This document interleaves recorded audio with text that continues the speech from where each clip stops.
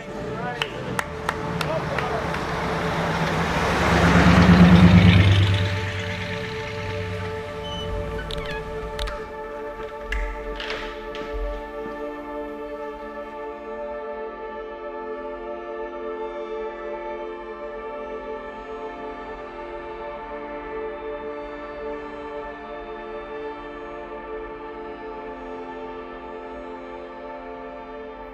everyone, welcome back to our channel, Greg's Restorations.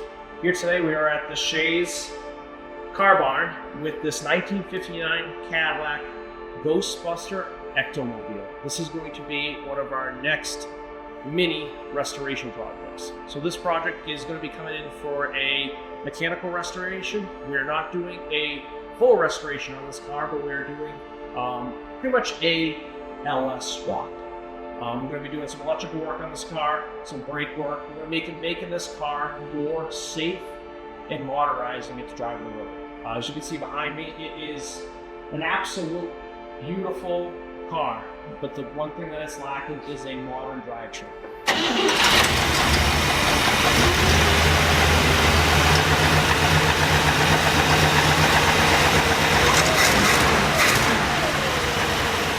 Being such a heavy car, and with the powertrain not being ever restored, I believe it's like the original engine, we're going to make it more modern so that he can actually take it around and drive it to local car shows and take it to events.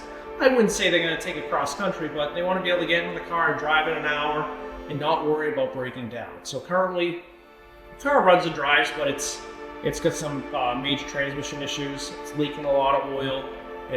From when it sits for all over the winter, it has some starting issues, so it's tired, and it's time to do something cool with this. We've gathered a number of cars over the years, and there's sort of an SOP, and that involves 3 people. And they are, number 1, my bride of 59 years. Number 2, our son. Generally happens is that Patrick is the one who sources these things, and that was certainly the case with the Ecto-1. I can't say that I was a big fan of Ghostbusters, but it was in sort of May of 2020 when something else was going on called the pandemic, that number 1 son, my favorite son, also my only son, who was always working for me, but he always has his eye on other things, and all of a sudden I get, "Dad, you're not going to believe this. There's an Ecto-1 up for sale.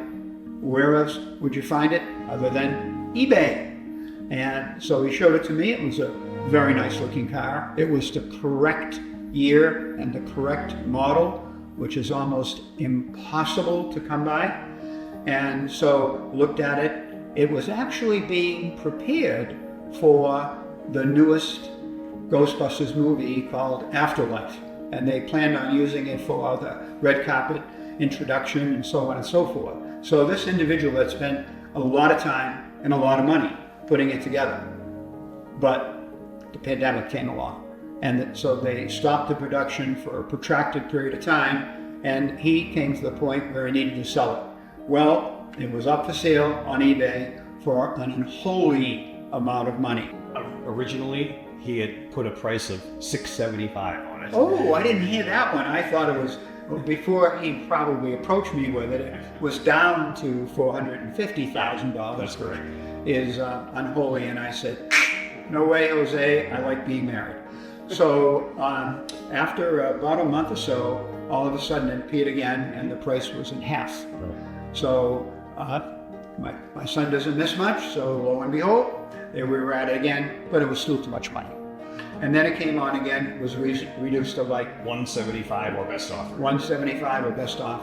So I said to him, "Dude, call the guy, offer him $100,000. If he takes it, it's your birthday present for the rest of your life." He's doing the negotiation, and lo and behold, the guy decided to accept the offer. And the tradition we have here on the Morgan farm is when something new comes, we go for a ride. And the ride is 3/4 of a mile down to the end of the road, and there's a T in the road. So, and on the T in the road is the woods. So as it was his birthday present, I said to him, "Let's go for a ride." So I get in the passenger seat, and we're going down the road, And about 200 yards or so from the end of the road, Patrick says, Dad, no brakes. And I said, all right, son, you know what to do. And that is, you put it low, you pump the heck out of the brakes and hope that there's some air or something in the line and you're going to get it. And that didn't really happen. And so the last resort, of course, is the emergency brake. So we had 20 or 30 feet before we ended up in the woods. Yeah. So we nurse it back here, and I get on the phone. You know, cars arrive, nothing for nothing, because they always lie to you. I said, you told Patrick it went down the road okay? And he said, yeah, on a flatbed. So that was the first day with the car. And because, of course, safety is of premier importance to us, number one, son and my pal spent some time making sure the car was safe before we were about to take it out. So that is how Ecto-1 became part of our family. We have the car now for 5 years. 5 years. We've driven it, we trail it, and we certainly enjoy it. We've had it out on a number of occasions, and we do tours here at the farm and raise money for the Michael J. Fox Foundation, and we've had lots and lots of people here. And the whole idea is sharing it. And we want to share it with more people, and if we can go further distances without encumbering all of the details going into trailing it, that's what we're looking to do. So this is why we got in touch with our pal here, who's been our go-to man for a number of our restorations, and Over a decade. over a decade, absolutely. We knew him when he was just out of diapers, and Just barely. it was fortuitous that we ran into him. Timing is everything, and the interactions and the relationship extends far beyond business to one of friendship, and we're really, really pleased that when it came time to making who you're going to call, it was Greg's Restoration. And so here we are again at the beginning of another adventure. How many cars have we worked on for you now? Half a dozen? Yeah, it's gotta be. Between personal vehicles and movie vehicles, it's been more than that, I think, Greg. Yeah. Obviously, we started off with a Toyota. Yeah. We've done the Part 3 DeLorean. We've done the gimbal DeLorean. We've done the Jeep, obviously, Jurassic Park Jeep. You fixed Dad's van one time. We did P71 Crown Vic one, the paint. Yeah, the Crown Vic crew. Worked a little bit on the Mustang. A little bit of cleanup up on the Mustang. That. Working on the Corvette.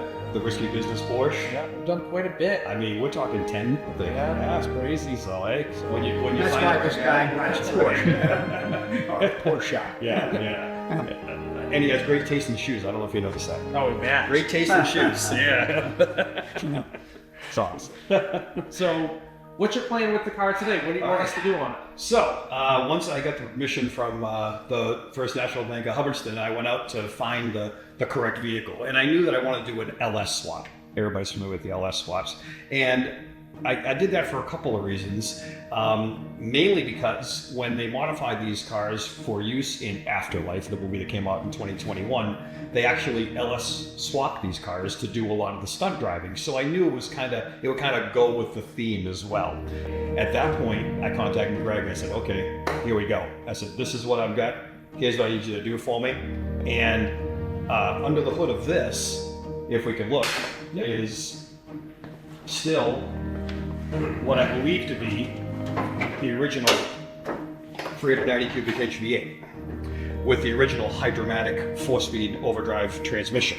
As you can see, she's pretty clean, but as we mentioned earlier, she's really tired. If it has fluid in it, it leaks. If it's a mechanical part, it's worn.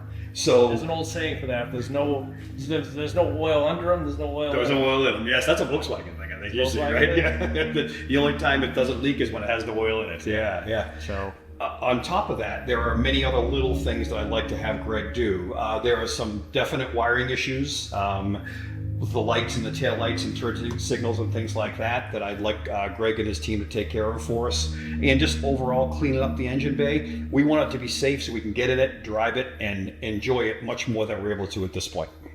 So, is there anything else you want to clean up the engine bay too? Yeah, for sure. I thought maybe hit it with, maybe like a totally flat black, so it's not 3 different colors under the hood. We'll stuff it all down and prime it and paint it like a single stage black. And when we have everything out, if there's anything that needs to be modified, we'll do it then. Absolutely. I mean, I'm thinking supercharged. No, I'm just kidding. No, we'll get it looking good, driving good. At some point, we'll go look at the other car. Yeah, we'll go there next after this. Oh, wonderful. Sounds great. I'd love to do that. Start it up. You can hear it run, and then we can start dismantling it. Perfect. I'm excited about this project. It'll be more of a mechanical restoration versus a full restoration. Right. But it'll be a nice small product versus what we normally do, and you'll be able to enjoy this car. Exactly right. Yeah, we're happy with how it looks cosmetically, mechanically. That's where we're having some troubles, and I know you're the guy for it. So yeah. Awesome. Let's go down to the other shop. Great. Sounds great.